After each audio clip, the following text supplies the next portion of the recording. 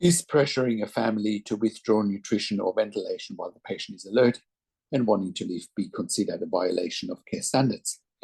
That is a question we have from one of our clients that I'm going to answer today.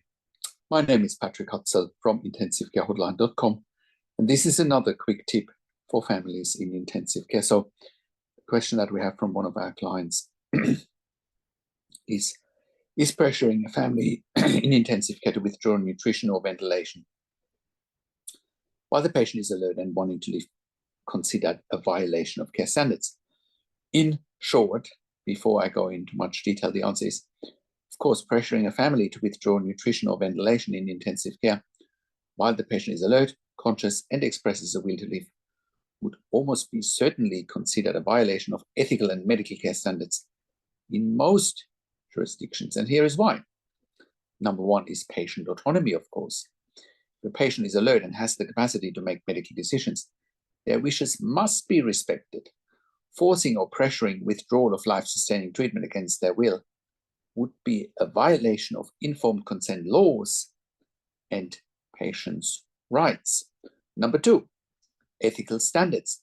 Medical ethics emphasize respect for life, patient autonomy, and non-maleficence.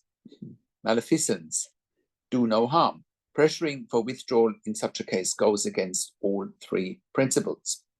Number three, there's a legal risk.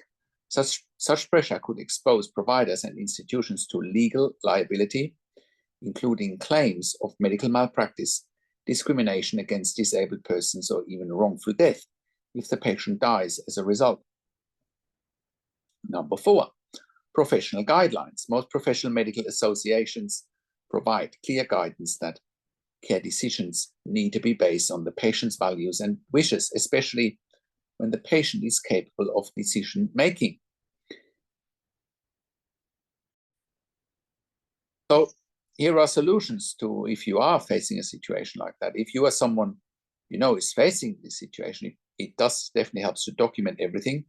Who said what, when, and under what circumstances, and seek a second opinion, of course, and seek legal counsel and advocacy from Intensive Care Hotline, because that's what we are specialized in, to seek to advocate for our clients and their families. Because, for example, we have seen many situations over the years that where families came to us and they would say something like, hey, my mom, my dad, my spouse, my brother, my sister is in intensive care, and the ICU team wants to withdraw treatment tomorrow at 3 o'clock. And we have turned many situations around where we, stopped the ICU simply from doing what they were supposed to be doing. Now, you might be asking, why would they even do that? Well, the reality is that many ICUs, unfortunately, think they want to make decisions about who can live and who can die, and that is very inappropriate, of course. But it does happen. It does happen on a regular basis, unfortunately, all around the world. And we have helped many families all around the world in intensive care to turn these situations around. We've got case studies, testimonials on our website to verify what I'm saying. We've got podcast interviews on our website to verify what we're saying or what I'm saying is correct here. You can look at the interviews that we've done with clients. So, and it does happen. ICUs need beds. One of the biggest challenges is that they don't have enough ICU beds, and unfortunately, sometimes, not all the time, but one way to empty a bed is by letting a patient die, rightly or wrongly. Because the odds are in a critically ill patient's favor to actually survive. If you look at the statistics, 70 to 90% of critically ill patients survive. So the odds are in your loved one's favor. You have to keep that in mind. So, I hope that answers your question. I have worked in critical care nursing for 25 years in 3 different countries, where I worked as a nurse manager for over 5 years in intensive care. And I've been consulting and advocating with my team here at intensivecarehotline.com And I can very confidently say that we have saved many lives for our clients in intensive care. And you can verify that, as I said, on our intensivecarehotline.com podcast section, or at our intensivecarehotline.com testimonial section, where you can see what our clients say. And that's why our advice is absolutely life-changing. And I mean that in any positive sense, of course. It is absolutely life-changing. The biggest challenge for families in intensive care is simply that they don't know what they don't know. They don't know what to look for. They don't know what questions to ask. They don't know their rights, and they don't know how to manage doctors and nurses in intensive care.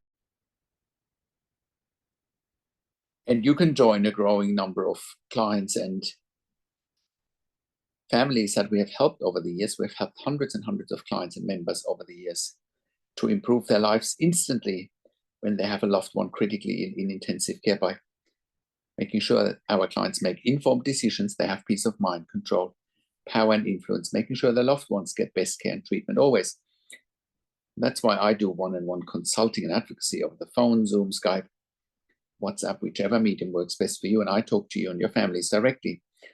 I handhold you through this once-in-a-lifetime situation that you simply cannot afford to get wrong.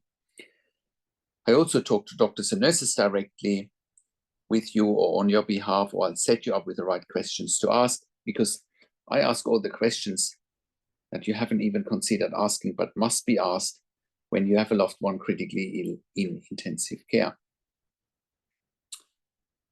I also represent you in family meetings with intensive care teams. We also do medical record reviews in real time, so that you can get a second opinion in real time. We also do medical record reviews after intensive care if you have unanswered questions, if you need closure, or if you are suspecting medical negligence.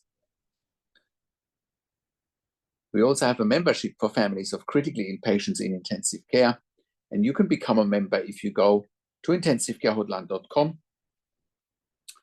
If you click on the membership link, or if you go to intensivecaresupport.org directly in the membership, you have access to me and my team 24 hours a day in the membership area and via email, and we answer all questions intensive care related.